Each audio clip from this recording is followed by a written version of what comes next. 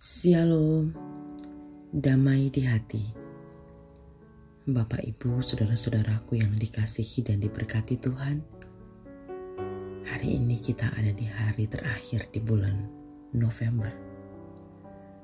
Dan tinggal 1 bulan lagi, kita ada di tahun 2023. Kalau kita boleh ada sampai saat ini, semua karena kasih Tuhan.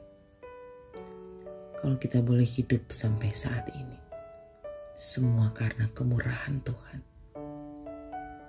Karena itu di pagi hari ini,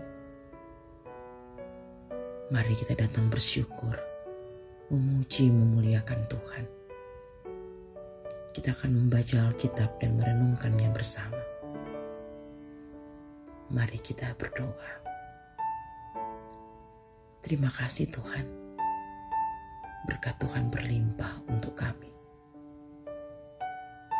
Hari baru boleh kembali Tuhan anugerahkan bagi kami. Bahkan saat ini kami ada di hari terakhir di bulan November. Terima kasih Tuhan. Kami rindu mengawali hari ini dengan membaca Alkitab serta merenungkannya. Besertalah dengan kami Tuhan.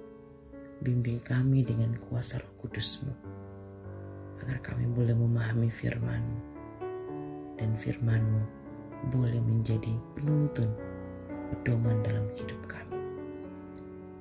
Bersabdalah buat kami Bapa, kami sedia merenungkan firman-Mu. Di dalam nama Tuhan Yesus, firman yang hidup, kami berdoa. Amin. Saudara-saudaraku, bacaan Alkitab di hari ini, Ester pasal 4 ayat 12 dan 13.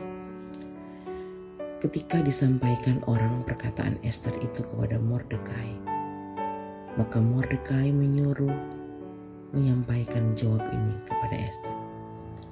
Jangan kira karena engkau di dalam istana raja, hanya engkau yang akan terluput dari antara semua orang Yahudi. Saudara-saudaraku, demikian bacaan Alkitab dan tema renungan di pagi ini, berani perjuangkan keadilan.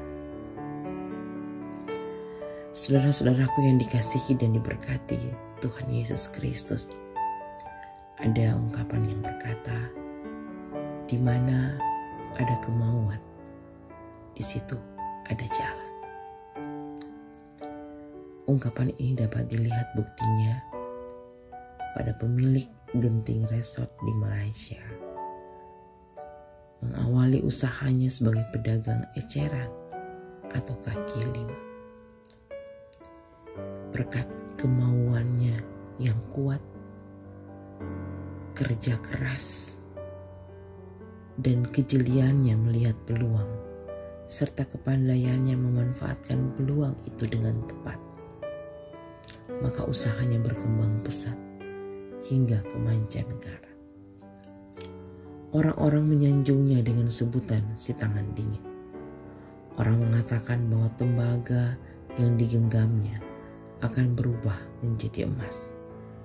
Namun atas segala pujian itu, ia menjawab singkat, sekalipun kita dilempari batang emas dari langit, kalau kita tidak memungutnya, maka emas itu tidak akan menjadi milik kita. Saudara-saudaraku, ada 3 tipe bagaimana orang menanggapi peluang atau kesempatan dalam hidup ini. Pertama, orang yang tidak menyadari bahwa ada peluang baginya. Kedua, orang yang mengetahui adanya peluang tetapi tidak mampu memanfaatkannya. Mungkin karena ia takut mengambil resiko atau malas, baik secara fisik maupun intelektual. Ketiga, orang yang bukan saja jeli melihat peluang yang baik, melainkan juga berani mengambil resiko untuk memanfaatkan serta mengembangkannya dan menciptakan peluang.